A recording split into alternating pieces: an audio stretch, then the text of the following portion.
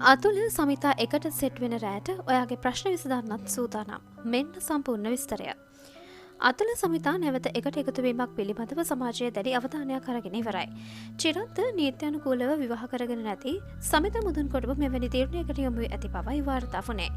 channel එකට අලුත් නම් subscribe button එක තබන්න යන්න අමතක කරන්න එපා. දෙගින් දිගටම අතුල සමිතා එකට එක්වන රාත්‍රියෙන් වැඩි වශයෙන් අපට වාර්තා වුණා. ඉතින් 2025 අගෝස්තු 15 අතුල අධිකාරී සමිතා මුදුන්කොටුව කොළඹ ගංගාරාමයේ ළඟ බිෂොප්ස් කොලෙජ් එකේදී මුණ ගැහෙන්න සූදානම්. මේ පිළිබඳව සමිතා සිය මුහුණු පොතේ පෝස්ටුවක් පළ කරමින් කියා සිටියා. හැබැයි විශේෂ දේ නම් ඒ ගමනට චිරන්ත ගුණවර්ධන තරුණ සැමියා නොපැමිණීමට බලාපොරොත්තු වීමයි. එයා ඇත්තටම එන එකක් නැත. සමිත මුදුන්කොටුව චිරන්තව කපලා ආයත ආදරෙන් අතුල අධිකාරී මහතා සමග එක්වීමේ සුළු මුළු මොකක් වෙන්න පුළුවන්ද?